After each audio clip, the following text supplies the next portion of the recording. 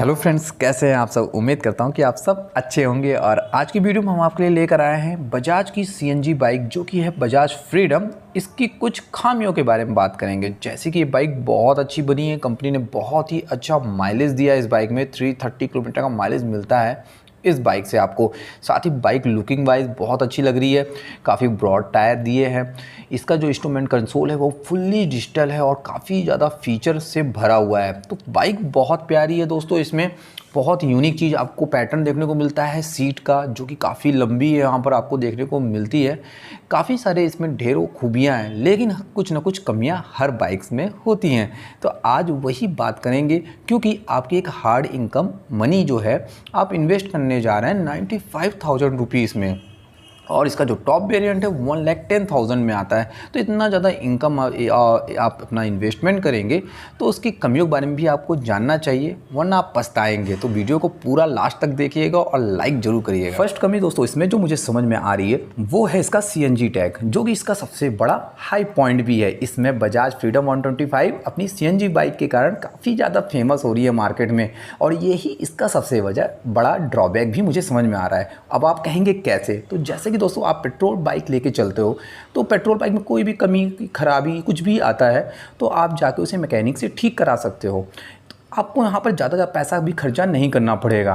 लेकिन यहाँ पर आपको ज़्यादा डैमेज हो सकता है, क्योंकि ये सीएनजी टैंक है। कंपनी ने यहाँ पर इसमें काफ़ी सारे टेस्ट किए हैं, कार चढ़ाया है, ट्रक चढ़ाए हैं इसके ऊपर, और इसका सीएनजी जो टैंक है काफ़ी सेफ़ है दोस्तों। यहाँ पर मैं ये नहीं कह रहा ये फट जाएगा, लेकिन 1% यदि हम मान के चलते हैं यदि ये फट गई, क्योंकि इसके पहले भी आप जानते हो कई सीएनजी कारों में इस तरह की शिकायतें आई हैं कि वहाँ पर टैंक फट गए हैं, तो पूरी कार ही डैमेज हो गई है। ऑनर भी कई बार उससे थोड़ा सा उनको भी डैमेज हुआ है। तो ये सब शिकायतें इसमें भी आने के चांस है। यदि इसका टैंक फटा तो पूरी बाइक ही जल के ख़त्म हो जाएगी, और साथ ही साथ ऑनर को भी डैमेज होने के चांसेस बढ़ जाएंगे। यहाँ मैं बिल्कुल नहीं कह रहा कि ये फट सकता है, लेकिन यदि ऐसा होता है तो आपको थोड़े मोड़े पैसे खर्च करके मैकेनिक के पास नहीं जाना पड़ेगा, बल्कि पूरी बाइक ही ख़त्म हो जाएगी यहाँ पर। तो ये इसका सबसे बड़ा ड्रॉबैक मुझे समझ में आ रहा है, इसका सीएनजी टैंक।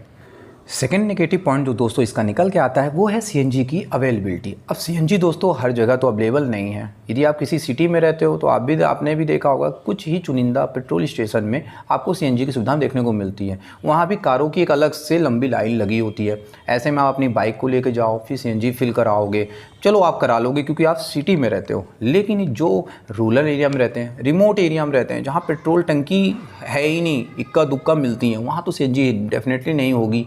ऐसे लोगों के लिए क्या इसमें सुविधा रहेगी? वो सिर्फ 2 लीटर तेल भराएगा, पेट्रोल लेकर आएगा, कुछ दिन चलाएगा, फिर पेट्रोल लेने पहुंचेगा। मतलब वो दिन भर पेट्रोल लेने जाए आए। तो सीएनजी तो हर जगह तो है नहीं, तो पेट्रोल ही तो रहेगा।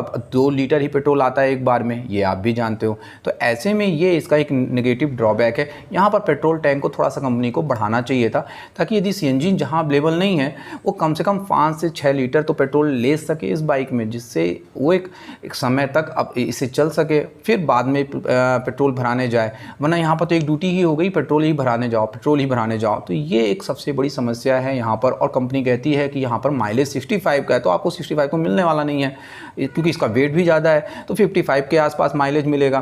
तो ये भी एक पॉइंट आप कंसीडर कर सकते हैं परचेस करते समय, कि आपके एरिया में सीएनजी अवेलेबल है तो ही आप इस बाइक को परचेस करें। यदि नहीं है तो थोड़ा सा आपको वेट करना चाहिए जब तक कि सीएनजी की अवेलेबिलिटी आपके एरिया में ना हो जाए। थर्ड नेगेटिव पॉइंट है दोस्तों इसकी सीट हाइट। यहाँ पर बजाज ने तो सीट काफ़ी लंबी प्रोवाइड की है, लेकिन सीट की हाइट भी बढ़ा दी है, जो कि 825 mm है। इतनी सीट हाइट आपको रॉयल एनफील्ड के हिमालय में देखने को मिलती है, जो कि एक टूरर बाइक है, जो कि परफेक्ट है इस सीट हाइट के साथ। लेकिन दोस्तों आपको एक सिटी कम्यूट करने के लिए ये बाइक बनाई गई है, जहाँ पर आपको दिक्कत हो सकती है। यदि आप 5 साढ़े 5 फीट के भी हैं तो भी आपको दिक्कत होने वाली है, आपके पैर ज़मीन में नहीं लगेंगे। और ट्रैफिक में आप भी जानते हो कि आदमी को रुकना पड़ता है, जहाँ पर पैर हमें ज़मीन पर लगाने पड़ते हैं, बाइक कंटिन्यूसली नहीं चलती है। तो ऐसे में आपका कॉन्फिडेंस बिल्ड नहीं होगा, ये आप ट्रैफिक एरिया में फंस जाते हैं इस बाइक को लेके, क्योंकि इसका वेट भी 149 kg का है और आपके पैर भी नहीं पहुंच रहे। तो ये आप 5.5 फीट के आसपास के हैं तो आपके लिए बहुत दिक्कत होने वाली है। अदर 125 सीसी सेगमेंट की जो बाइकें हैं वो 800 मैक्सिमम आप देखेंगे तो मिलीमीटर की सीट हाइट आपको उसमें देखने को मिलती है। वहीं 160 सीसी की बाइकों में भी आपको 800 के आसपास का ही सीट हाइट देखने को मिलता है, लेकिन यहाँ पर काफ़ी ज़्यादा सीट हाइट कंपनी ने प्रोवाइड की है, जो कि मेरे हिसाब से काफ़ी ज़्यादा नेगेटिव पॉइंट है शॉर्ट राइडर के लिए। फोर्थ नेगेटिव पॉइंट यहाँ पर दोस्तों इसमें मिलता है आपको परफॉर्मेंस का, जो कि थोड़ा सा मायूस करता है यदि आप इसके पावर की तरफ नज़र डालेंगे, जो कि है 9.3 bhp की और 9.7 Nm का टॉर्क। ये पावर फिगर थोड़ा सा जस्टिफाई नहीं करता इस बाइक के वेट को। वेट यहाँ पर 149 का कंपनी ने दिया और पावर इतना कम कर दिया है, जो कि पावर टू वेट रेशियो के अकॉर्डिंग इसमें परफॉर्मेंस आपको बहुत बेहतर नहीं मिलने वाला। कंपनी क्लेम करती है कि 93 की मैक्सिमम स्पीड इसमें आप पाएंगे, लेकिन यदि आपका वेट आपका भी ज़्यादा होगा तो मुझे नहीं लगता कि ये 90 भी क्रॉस कर पाएगी। और अदर बाइक बात कर लें दोस्तों, राइडर हो गई या एक्सट्रीम हो गई, वहाँ पर आपको 12 bhp की पावर देखने को मिलती है। तो यहाँ पर काफ़ी ज़्यादा पावर कंपनी ने घटा दिया है। चाहे ये माइलेज के लिए उन्होंने ऐसा किया हो या किस पर्पज़ से किया है ये मुझे नहीं पता, लेकिन ये आप थोड़ा सा परफॉर्मेंस एंथुजियास्टिक हैं तो आप निराश हो सकते हैं इस बाइक को परचेज़ करके। तो ऐसे राइडर जो कि परफॉर्मेंस भी चाहते हैं माइलेज के साथ साथ, वो थोड़ा सा वेट करें और देख लें, या फिर टेस्ट राइड लेके ही इस बाइक को परचेज़ करें। फिफ्थ नेगेटिव पॉइंट है दोस्तों यहाँ पर इसकी रीसेल वैल्यू। अब आप कहेंगे ये कैसे, अभी तो बाइक बिकना भी शुरू नहीं हुई है। लेकिन दोस्तों आप जानते हो बजाज का जो पिछला ट्रैक रिकॉर्ड है, जिसमें हम बात करते हैं V15 की या डिस्कवर 150, कुछ बाइकें ऐसी ये सब बाइकें थीं जो कि बंद हो गई थी। तो बंद होने की वजह से इन बाइकों की कोई रीसेल वैल्यू नहीं रही, किसी ने इसे वापस परचेस नहीं किया। जो कस्टमर इससे परेशान थे उसे आज भी V15 आप देखेंगे मार्केट में वो चला रहे हैं। तो उसी प्रकार दोस्तों यदि ये बाइक भी फ्लॉप हो जाती है किसी भी रीज़न से, मैं ये नहीं कह रहा कि बाइक ख़राब है ये फ्लॉप हो जाएगी, नहीं, ऐसा मैं बिल्कुल नहीं कह रहा, लेकिन यदि बाइक जहाँ से हम मान के चलते हैं कुछ प्रॉब्लम आ ही जाती है तो रीसेल वैल्यू इस बाइक की कुछ भी नहीं रहेगी और आप इस बाइक को लेके पछताएंगे और आपको फंसे रहेंगे और इस बाइक को आपको चलाना ही पड़ेगा, जहां 2 लीटर का ही पेट्रोल टैंक आपको इसमें देखने को मिल रहा है। तो एक परेशानी वाली बात हो सकती है इस बाइक को परचेस करने के बाद आपके साथ। 6 पॉइंट है दोस्तों हैवी वेट इसका।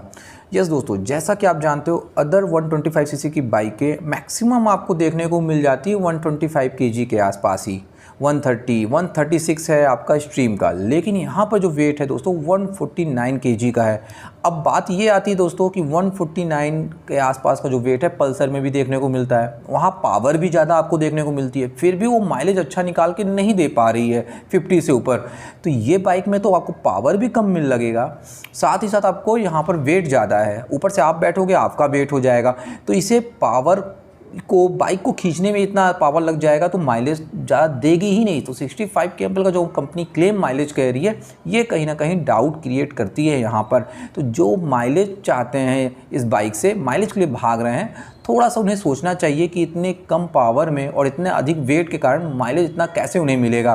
तो ये भी एक पॉइंट रखें अपने मन में कि वेट ज़्यादा है इस बाइक का, तो थोड़ा सा ध्यान रखें। 7th पॉइंट है दोस्तों, यहाँ पर हम बात करेंगे इसके डिज़ाइन की। डिज़ाइन थोड़ा सा अटपटा नहीं लगता आपको?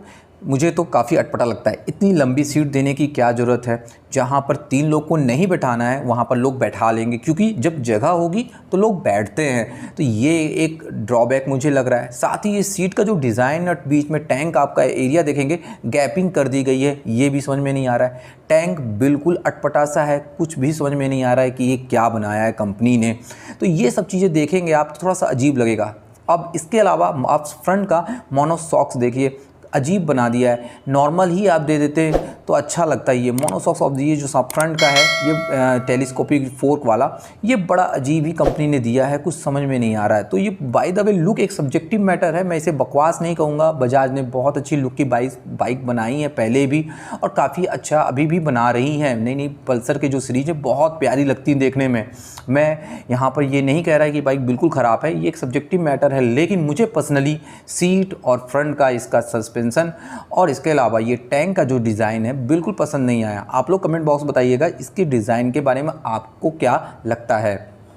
8 पॉइंट जो दोस्तों इसका है काफ़ी इंपॉर्टेंट पॉइंट है, जो कि हर बाइक के लिए बहुत ज़रूरी है। यस दोस्तों, सर्विस की क्या अवेलेबिलिटी है ये भी हम देखना हमारे लिए बहुत मस्ट है किसी बाइक को लेते समय। तो बजाज तो हर जगह प्रेजेंट है, नो डाउट आपको सर्विस हर जगह मिल जाएगी। लेकिन दोस्तों आप भी जानते हो कुछ समय के बाद हम सर्विस नहीं कराते हैं शोरूम में, क्योंकि वहाँ पर हाई कॉस्ट लिए जाते हैं, तो हम बाहर से ही सर्विस करा लेते हैं अपने लोकल मैकेनिक से।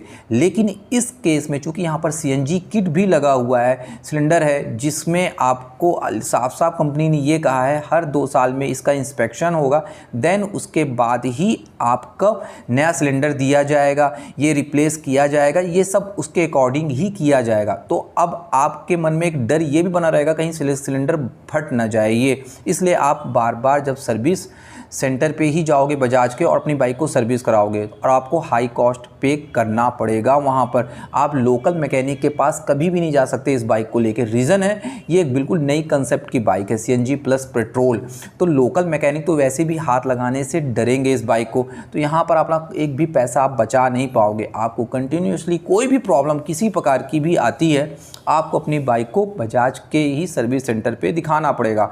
और आप भी जानते हो कि उनके चार्जेस थोड़े से ज़्यादा तो होंगे ही। तो ये एक नेगेटिव पॉइंट मुझे लगता है जो कि लॉन्ग पीरियड तक की बात है दोस्तों, क्योंकि हम सर्विस बाइक तो एक बार खरीदेंगे लेकिन सर्विस हम हर तीसरे चौथे महीना तो कराएंगे ही कराएंगे, तो ये हमारे साथ जीवन भर लगा रहता है। तो इस चीज़ को भी ध्यान रखना है कि हमारी यहाँ पर कॉस्ट बढ़ जाएगी इस बाइक का रेगुलर सर्विसिंग कराने में। तो एक मेन इंपॉर्टेंट पॉइंट था ये दोस्तों।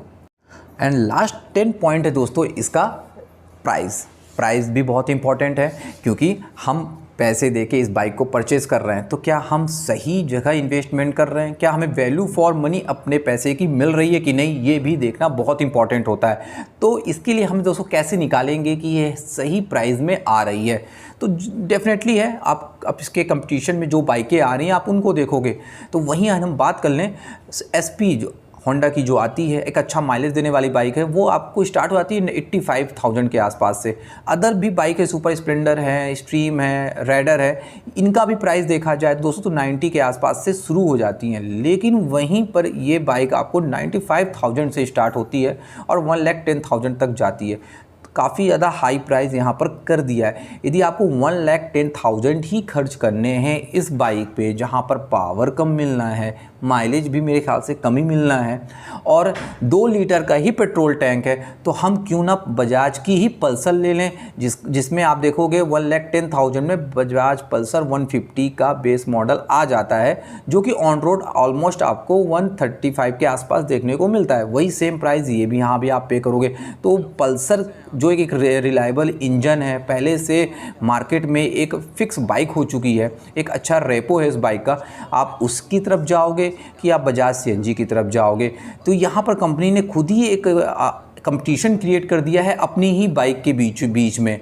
तो यहाँ पर आपको ये भी देखना होगा कि प्राइस के अकॉर्डिंग आपको सही वैल्यू मिल रही है इस बाइक में नहीं। तो ये एक इसका लास्ट पॉइंट था दोस्तों, और यही सब कुछ कमियाँ थी जो कि मैं चाहता था कि आप जानें, क्योंकि दोस्तों आपकी हार्ड इनकम मनी है और आप उसको सही जगह में लगाएं, यही मेरा मकसद था। इस बाइक की बुराई करना या बजाज की बुराई करना, क्योंकि बजाज ने बहुत अच्छा इनिशिएटिव लिया हम इंडियन के लिए कि वो एक ऐसी बाइक लेके आए जिससे आप इतना ज़्यादा माइलेज ले सकेंगे 330 किलोमीटर का। तो लेकिन दोस्तों ये 330 किलोमीटर का जो ये माइलेज है वो एक बार फुल कराने पे है CNG और पेट्रोल।